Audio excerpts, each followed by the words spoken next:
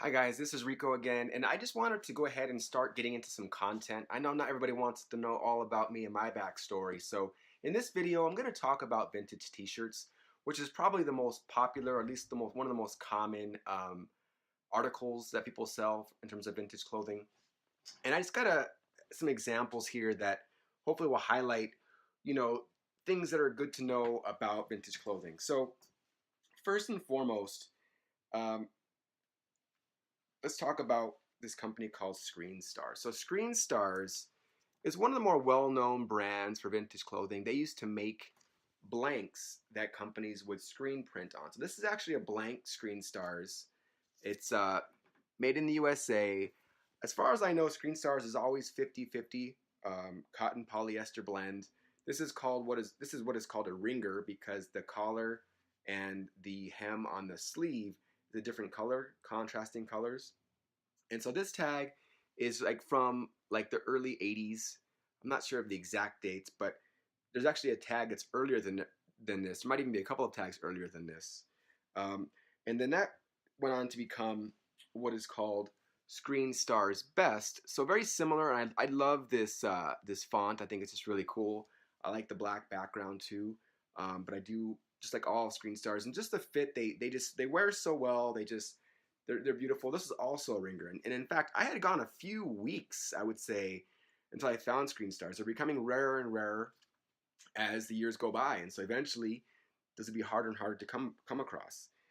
So Screen Stars, then it was Screen Stars Best, then it became just Best. This is owned by Fruit of the Loom, and eventually they phased out Screen Stars, and this is actually an example of, it says Fort Lauderdale Sea Turtle, but this was a blank that got screen printed with this content.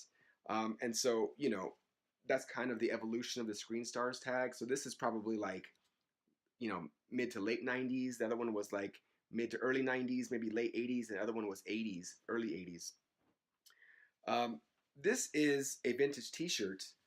And the way you can know a t-shirt is vintage or not, and this in fact has the tag cut out, is you can do what is called the single stitch test. I'm not sure if you can see with this filter I have on this video, but there's a single stitch as opposed to a double stitch. Double stitch shirts are much more common today, and it has a single stitch both on the sleeve and on the bottom of the shirt. And this is just some funky like Royal Caribbean, some ironic hipster, ironic message from hipster. Probably in Brooklyn's gonna want this. Um, Here's just like a camo t-shirt. This isn't actual military grade or anything, but this is just an example of another vintage tag. And so you can always tell when a t-shirt is vintage just because it'll say made in the USA typically, and just the tags themselves sort of harken back to a different design style. And nowadays tags are just screen printed directly on the shirt. So this is an easy way to find out if a t-shirt is vintage. Now this t-shirt also doesn't have, well, it does have a tag, and this is common with vintage t-shirts. It's just so worn out that there's like no information that you can actually glean. You can't even see any text at all. It's been completely worn off. But this is just an old vintage AT&T t-shirt. And this thing is worn so thin, you can actually like see my face through this. This is called paper thin, and this is like the ultimate when it comes to vintage t-shirts. Like it wears so well. It's like the thread count, when you get these Egyptian sheets with like a however high of the thread count, this is like about as low of a thread count as you can get and still have the garment intact. And this is like the ideal wear. So this is gonna actually probably fetch a decent price, even though it's AT&T. Nobody cares about AT&T. What they care about is it's cool, it's gray with the blue logo and a great find there. This t-shirt is by a brand called Ched by Anvil. Also, you can just tell by these tags, they're just not anything special in terms of like, graphics per se, but just people like the simplicity sometimes. And this is probably like a men's small. And so I just got a phone call, so I had to end the call. But in any event, this is it looks like a picture of an elk in front of some lake somewhere in the mountains, who knows? But, this probably fit a woman as like a small, maybe a medium, really just awesome piece. And then this, just to end this video on vintage t-shirts, is for, let's see here. St. Patrick's Day, 1984. This is from a place called, what was called the Jet Lounge. I think it's the Tavern in Littleton, in downtown Littleton. And what I love about this shirt is it's a vintage t-shirt. You can see that it's Hanes 50-50, large 42-44.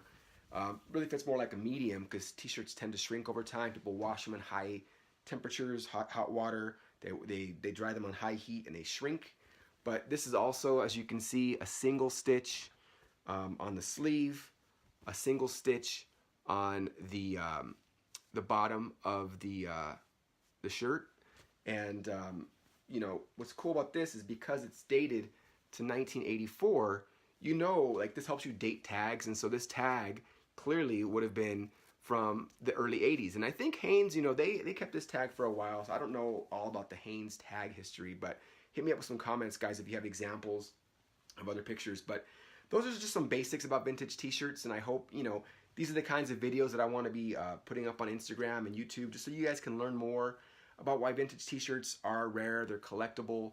And what's cool about vintage t-shirts above all is, like, you know, when you buy one, as long as you don't wear it out, you'll be able to resell it for whatever you paid for it and possibly more. So I think it's really important to just know that with vintage t-shirts, when you're making that investment and paying what people are asking, you know, really ultimately it's worth it. You know, whereas if you go to H&M or some, you know, fast fashion outlet, you know, that clothing is not going to retain its value over time. I mean, maybe a few pieces might, but overall, you're going to wear it, you're going to wear it out, you're going to give it away, throw it away, whatever. Vintage t-shirts, they just wear so well. You saw in that paper thin example, the older, more beat up it gets, the higher price it can command. So hope you guys like that little segment on vintage t-shirts. And again, as always, if you want to learn more, just send me a direct message or hit me up, and I'll be happy to make a video. But until the next one, see you guys later.